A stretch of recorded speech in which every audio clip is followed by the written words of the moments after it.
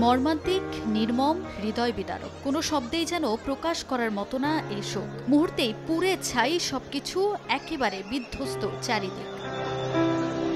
রাজধানীর উত্তরায় বাংলাদেশ বিমান বাহিনীর একটি প্রশিক্ষণ বিমান বিধ্বস্ত হয়। দুপুর 1:06 উড্ডয়নের কিছুক্ষণের মধ্যে F-7 BGI মডেলের বিমানটি মাইলস্টোন স্কুল অ্যান্ড কলেজের মাঠের পাশে একটি ভবনে বিধ্বস্ত হয়। বিমানটি আছড়ে পড়ার পরে বিকট শব্দে কেঁপে ওঠে চারিদিক। মুহূর্তেই আগুন ছড়িয়ে পড়ে সেখানে। মাইলস্টোন স্কুলের যে ভবনটির উপর আছড়ে পড়ে বিমান, সেখানে চলমান ছিল বিভিন্ন শ্রেণীর দৈনন্দিন কার্যক্রম। ঘটনার সময় প্রথম শ্রেণী থেকে সপ্তম শ্রেণীর ক্লাস চলমান ছিল সেখানে। এরপরেই শুরু হয় উদ্ধার তৎপরতা। নিশ্চিত করা হয় শিক্ষার্থী সহ সেখানে অবস্থান করাদের হতাহতের ঘটনা। কারো সন্তান, কারো ভাই বোন কিংবা স্বজন, তাদের খুঁজতে মাইলস্টোন প্রাঙ্গণে আহাজারি। সেসব ছবি ও ভিডিও মুহূর্তেই ছড়িয়ে পড়ে সামাজিক যোগাযোগ মাধ্যমে।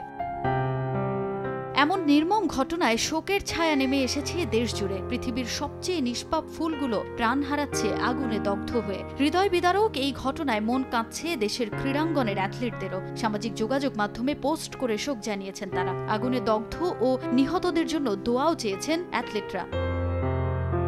বিমান বিধ্বস্ত হওয়ার ঘটনায় সরব জাতীয় দলের সাবেক অধিনায়ক মাশরাফি বিন মুর্তজা। এক ফেসবুক পোস্টে মাশরাফি নিহতদের প্রতি গভীর শোক জানিয়েছেন। আহতদের প্রতি সমবেদনা জানিয়ে দ্রুত সুস্থতা কামনা করেছেন। সামাজিক যোগাযোগ মাধ্যমে পোস্ট করে দোয়া চেয়েছেন সাবেক অধিনায়ক তামিম ইকবাল খান। বিমান বিধ্বস্তের ঘটনায় হৃদয় ভেঙে গেছে বলে এক পোস্টে উল্লেখ করেন তিনি। যদিও এর কিছুক্ষণ পরেই আহত ও নিহতদের ছবি, ভিডিও সামাজিক যোগাযোগ মাধ্যমে পোস্ট না করার অনুরোধ জানিয়েছেন তামিম।